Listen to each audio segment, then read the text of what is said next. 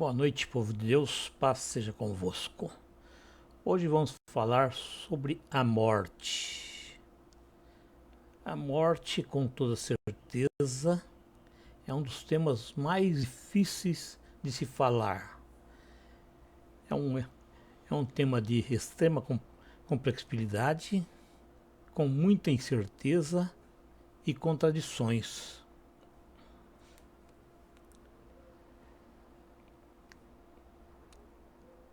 A morte, dependendo do segmento que vai falar sobre ela, creem em coisas diferentes, de maneiras diferentes. Por exemplo, os cristãos creem na imortalidade da alma, que o corpo morre, mas a alma é imortal. Já os judeus creem que a alma sobrevive à morte. Os budistas acreditam que o morto volta à terra em outros corpos. Já os muçulmanos são adeptos na ressurreição. Para os espíritas, a morte é encarada como uma passagem para outra dimensão.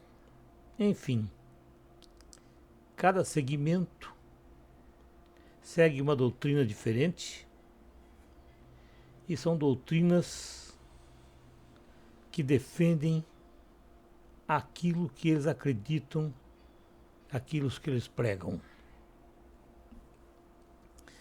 Mas independentemente da doutrina religiosa, as pessoas elas querem saber o que acontece após a morte física.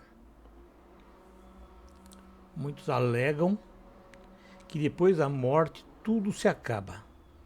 Morte é o fim. Simplesmente deixamos de existir para esses.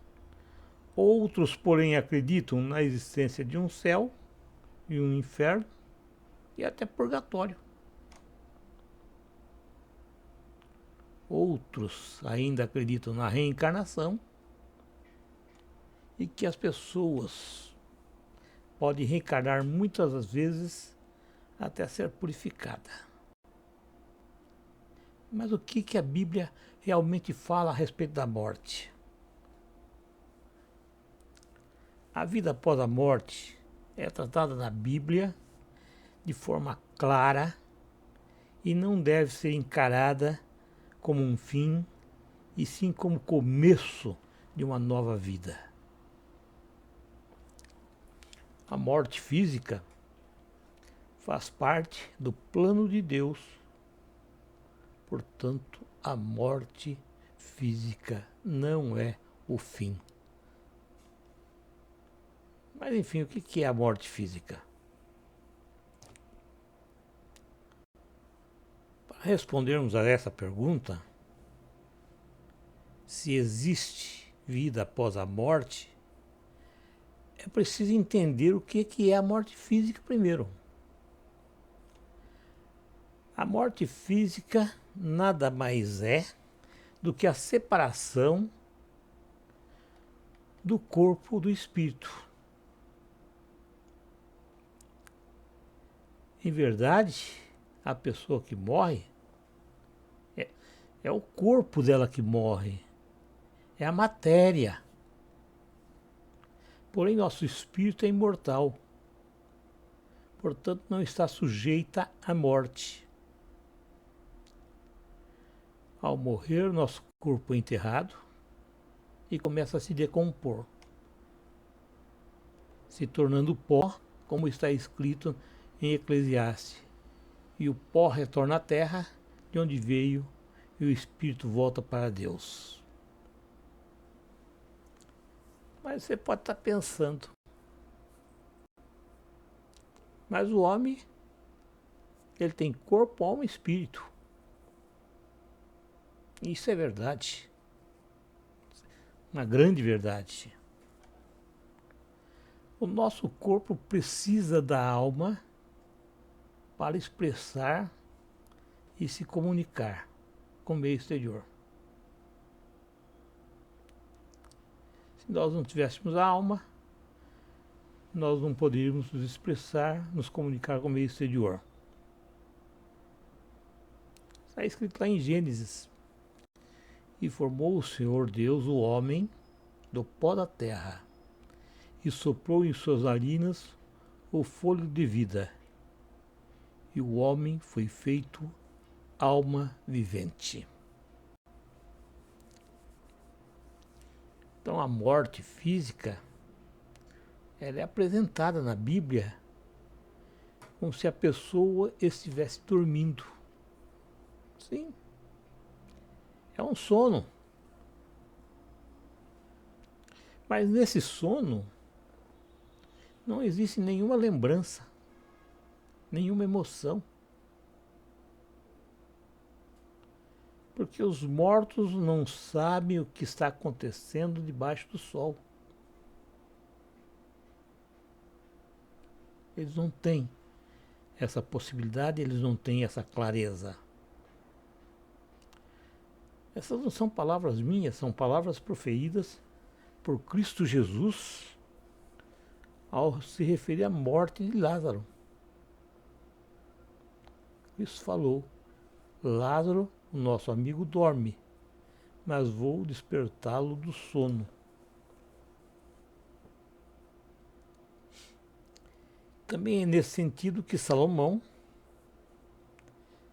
se referia no livro de Eclesiastes, quando ele disse: porque os vivos sabem que vão morrer. Os vivos sabem que vão morrer. A única certeza que nós temos é que todos nós um dia vamos morrer. Mas os mortos não sabem coisa alguma. Então os mortos não sabem coisa alguma. Nem tampouco terão eles recompensa. Porém, a sua memória fica entregue ao esquecimento.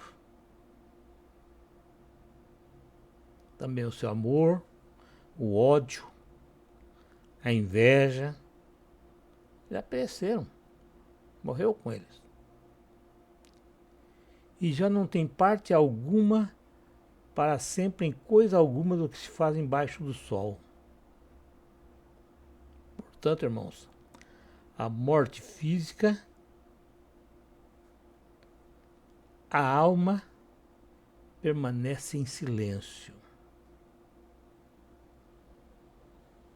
Permanece no esquecimento.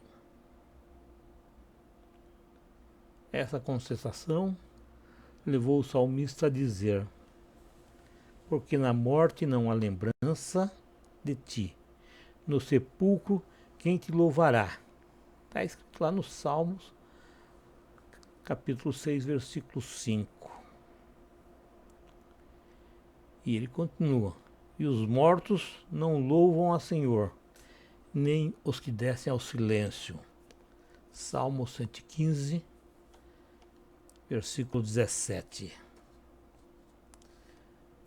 Quando Deus criou o homem, a sua imagem e semelhança, não era para existir a morte física. A morte física é consequência do pecado, que fez com que o homem ficasse separado de Deus, e por isso o homem, ao morrer, dorme esperando a volta de Cristo.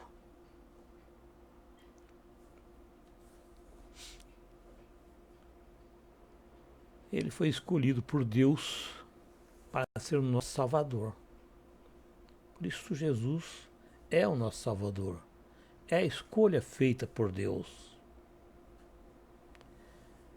Ele veio a esta terra para que com sua morte, lá no Calvário, permitisse que fôssemos perdoados.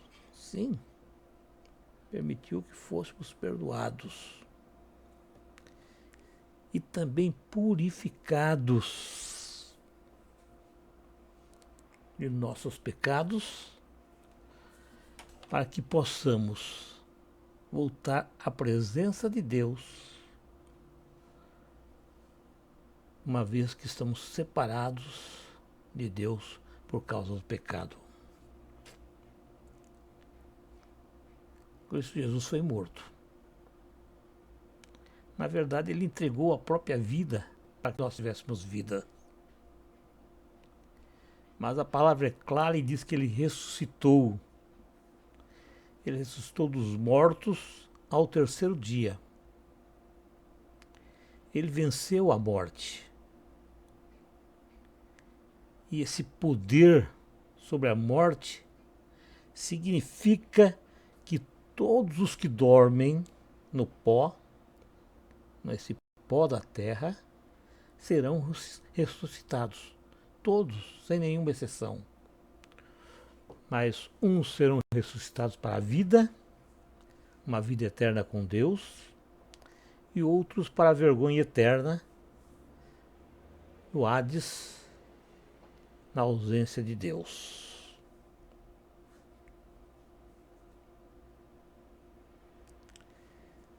Então, irmãos, isso declara com todas as letras que há vida após a morte física. Disse Jesus: eu sou a ressurreição e a vida. Quem crê em mim, ainda que esteja morto, viverá. E todo aquele que vive e crê em mim, nunca morrerá. Crês tu isso? Não são palavras minhas, são palavras escritas no livro de João, capítulo 11, versículo 25 e 26. Então, irmãos, a morte física nada mais é do que um período de espera, até que nós possamos ser ressuscitados e nosso espírito seja reunido com nosso corpo e nossa alma. Mas quando eu falo reunido com o nosso corpo, os salvos não vão ter esse corpo. Esse corpo pereceu, apodreceu. Nós vamos ganhar um novo corpo, um corpo glorificado, para viver ao lado de Deus como Ele é, um Deus espiritual. Esse corpo não pode mais morrer. Não é um corpo feito de carne. Não. É um corpo glorificado e com toda certeza não poderá mais morrer. A Bíblia fala que existem 2 estágios de ressurreição. Um deles, para aqueles que viveram em bondade e amor, segundo os ensinamentos de Cristo, aceitando Ele como Senhor e Salvador de suas vidas. Esses receberão galardão. Galardão segundo os atos praticados nesta terra. Sim. Aquilo que nós fizemos de bom aqui vai medir o galardão que nós vamos receber. Que os salvos serão salvos, mas receberão galardão diferente.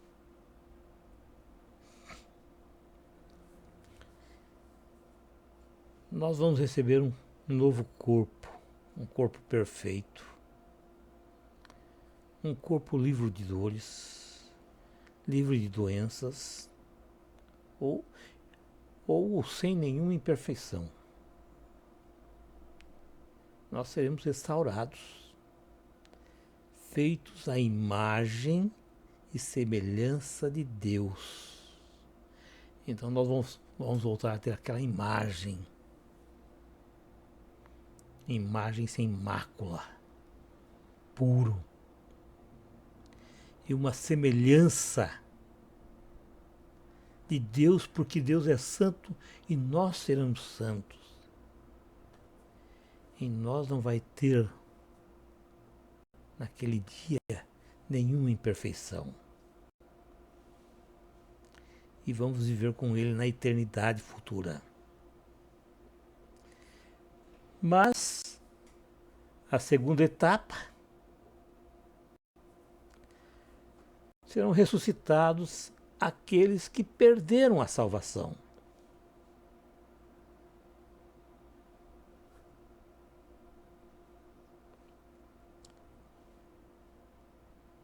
Esses são os que foram egoístas nessa terra, que não tiveram amor e, consequentemente, não aceitaram Jesus como Senhor e Salvador de suas vidas.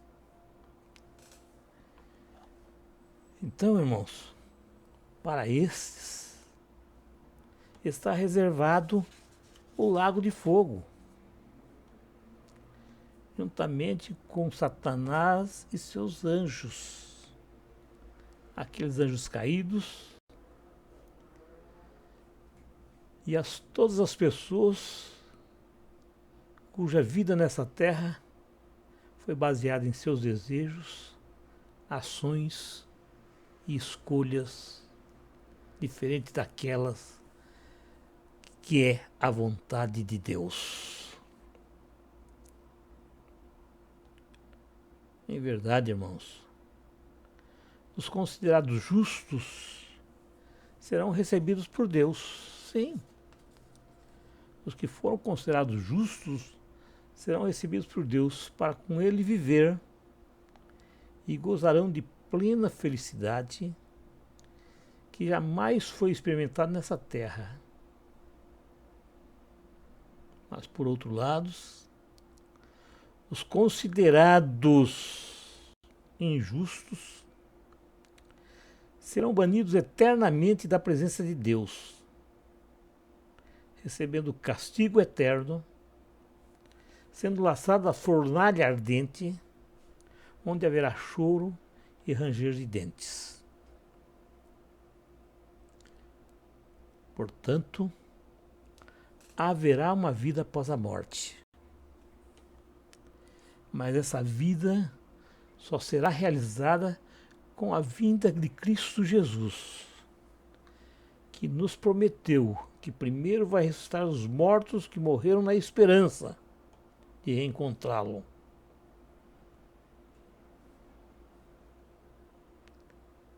Essa ressurreição e vida eterna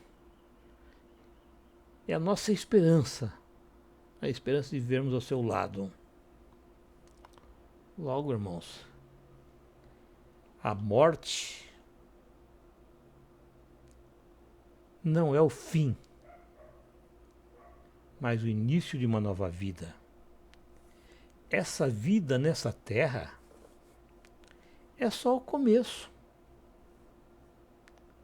Paulo escreveu aos Coríntios: nem olhos viram, nem ouvidos ouviram, nem jamais penetrou em coração humano o que Deus tem preparado para aqueles que o amam.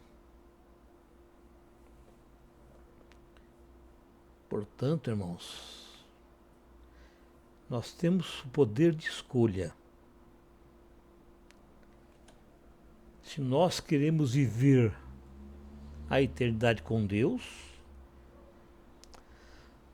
ao seu lado, ou se nós queremos viver uma eternidade de sofrimento ao lado de Satanás.